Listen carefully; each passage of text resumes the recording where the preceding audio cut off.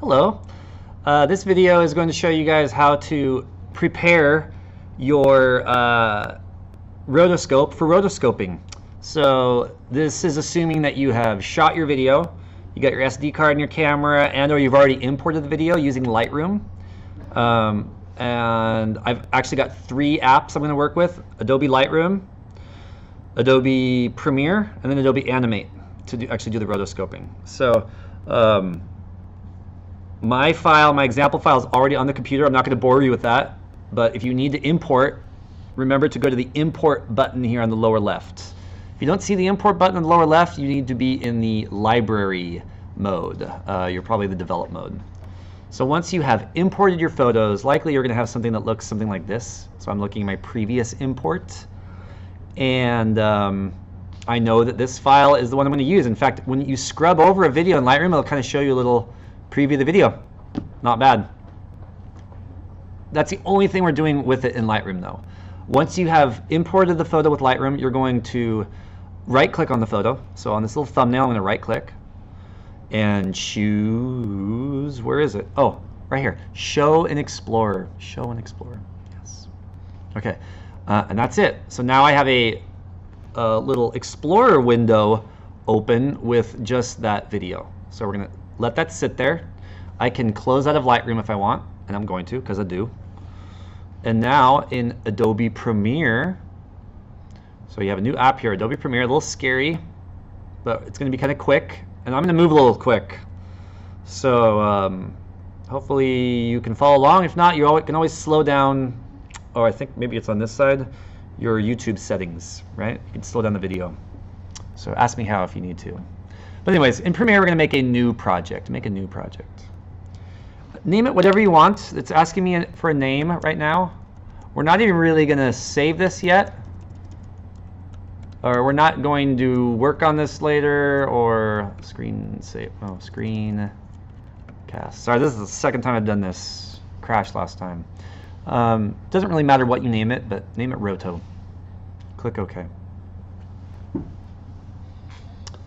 And when you do that, it's going to create a project. Awesome. And the only thing we need to do in Premiere, at least at first, is to import media into this window here. Luckily, we use Lightroom to import and find that picture in Explorer. So it's very easy to go back to my folder, and I'll just drag this video file and drop it into this area. Okay, I'm now done with that Explorer window because I've found this. Awesome. This is a project window. The only thing in my project is this one video. I want to shorten it a little bit before I actually export the video. So my current video is 1 second, 28 frames long. Oh, no, I'm at that point in time. All right. It's actually 3 seconds, 22 frames. It's 30 frames a second. 3 times 30 is 90 plus 22. 112 frames. I don't want to draw 112 frames. You might have something longer. If you have like a 5 or 6 second clip, it's going to be even more. So first, you really trim it to be as short as it needs to be. I want to do a looping. Here I do this goofy turn. I'm going to crop that out. So it's just going to start right there. Now that I've set my playhead right here, I'm going to hit the I key on my keyboard. I for in. There is my in point. Okay. I can hit the space bar. All right. Okay. So I don't need all that little extra part at the end there where I flip back. I'm probably going to make a looping animation where I'm hitting. So it's going to start. I hit with the right arm, left arm, and then come back, and right about there is where I'll make the loop. Okay, here we go. Now that I'm ready to set my out point, I'm going to hit the O key for out point. I've set an in point, an out point, and now I need to add this to my sequence in Premiere. So I'm going to drag the video and drop it down here into this area. Drop media here to create a sequence. Let go of the mouse or stylus, and you now have a clip. Okay, cool. There is one thing I need to do. I'm going to zoom in first. This little bar down here in the timeline lets you drag on an edge of that bar and it will zoom in so I can see this a little better. You might not have to do that. From here, I'm going to right click on the clip itself and choose this option in the middle here, roughly in the middle, speed duration. Okay. This is asking me how many frames are you going to want to draw. Do you want to draw 1 second 21 frames worth, which is 112 frames? No. So I'm going to click on that little link here for duration. We're not going to worry about speed. We're going to say duration. You're going to tell it specifically how many frames. In this case, I'm going to choose 20 to 25. What do you think? 20? Okay, good. 20. Now click OK. 20 is the shortest I want it to be. Likely, you're going to go back into your sequence now, and when you hit play, it's going to be a lot quicker. Yes, good. That means it's shorter. So now what we're going to do is export this. But before we export, I'm going to save this project. I might have said something about how you wouldn't have to save it, but I actually think that's a bad idea because I crashed last time. So this will save you some work later if it does crash on yours as well. Once you have your clip edited, shortened, now we're going to go to File, Export, and Media. There's a few settings I need to change here. Nice. Ooh, I'm actually... Well, that doesn't matter. Mine has a black frame at the end. I don't know why. I don't think you'll need to change this. Either way, though, no, never mind. Don't listen to me. I'm probably going to edit that out. The only thing you'll likely need to change is the format. Two things you need to change. First is format. Don't choose AVI, you're going to choose JPEG. So a lot of options, alphabetical, it's the first JPEG. Next, just make sure this says the same thing, JPEG sequence, okay? Now I need to tell it where to go. This is very important. Click on this blue link right here. Where should we put this? We're going to put it in a brand new folder. So the easiest thing to do, I would think, go to your Documents folder. And we'll go ahead and create a new folder here. So there's a new folder button. I have this new light up here. Does it look nice? Just making sure nothing is setting on fire right now. So I'm going to call this folder OG Roto because it's my original Roto, the original graphic. Click Open and then Save. So remember, that's going in my Documents folder. That's it. I'm now done. You just need to click Export from Premiere. It'll take a few seconds. I'm now happy with that. I'm going to close this app. It might ask you to save your changes. Go ahead and do that. Okay, third app, ready to go. Let's go to Adobe Animate. I already had this open. You remember where to find apps, hopefully. I'm going to create a new document here, but it needs to be an HTML5 canvas. Okay, awesome. The next thing we're going to do is change the size.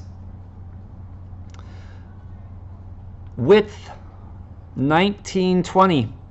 Click on the height, that little link, 1080. Hit Enter. Zoom out a little bit, Control minus. Use the space bar, click and drag.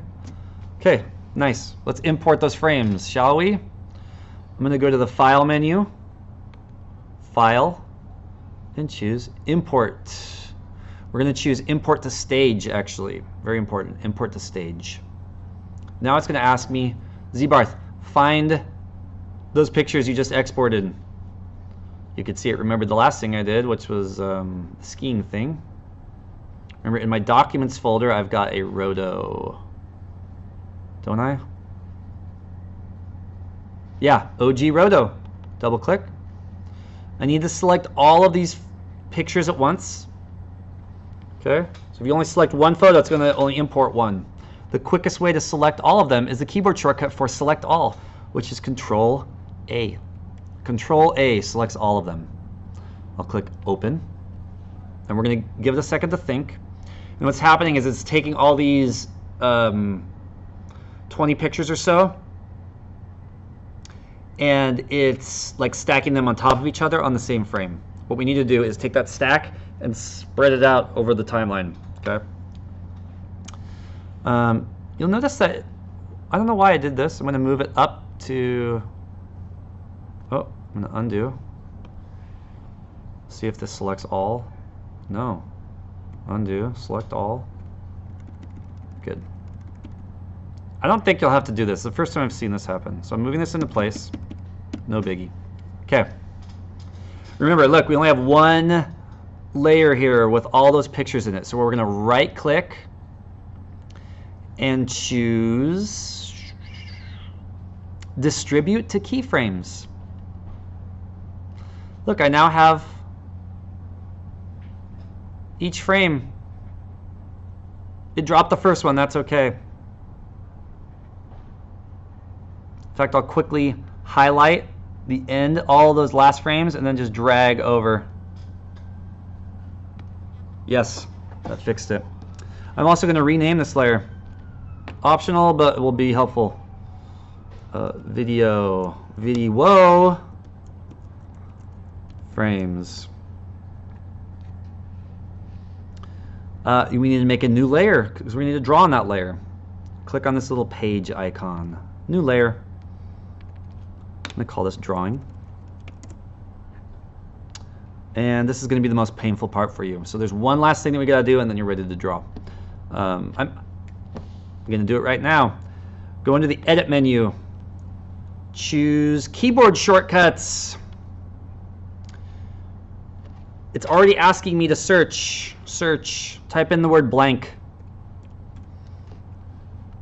We have this option here, Insert Blank Keyframe. This is very important. I did this all for you previously. So you're going to change Insert Blank Keyframe by clicking. Your area is going to be blank, like this. So you have to click in the area under the shortcut here, F7. Insert Blank Keyframe. So right over here, under F7, click on that area.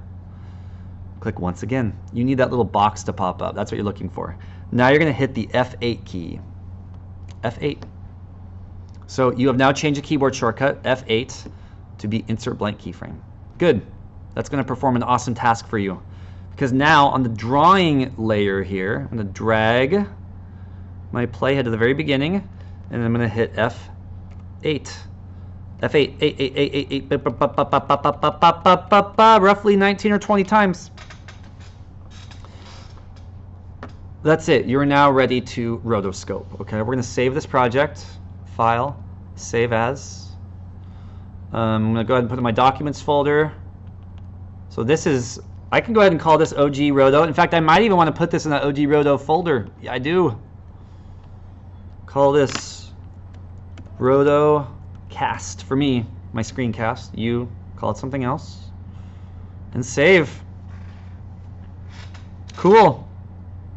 You probably can finish watching this video now. I mean, hopefully you know that the B key, B as in brush, will let you brush things, okay? You'll also know that the bracket next to the P key, left and right bracket, will make it smaller. I'm going to choose Seeking Blue, so I'm going to change the fill color, some kind of powdery blue. And I'm going to zoom in, because it's easier to draw zoomed in. I don't know, start by tracing my hand. So I'm going to have some kind of crazy explosion happening with my hand. I don't know. Awesome. Now I can navigate to the next frame. Period. Oh, what's missing? Onion skin. Turn that on. It's right here. A lot of you are going to get this problem with the green. That's your onion skin showing you future frames. I think for us, we're mostly concerned about previous frames. So you drag that green circle to the left all the way. At this point, I'm toast. I'm toasty. Are you tired like me? Save your project and work on your A+ project. Come back to this later when you have more patience. Because you just did a lot in setting this up. Period. You can see where this is going. I'm going to go ahead and save my work and stop the video. So I hope you enjoyed, and I think what you make looks great. Thank you. Goodbye.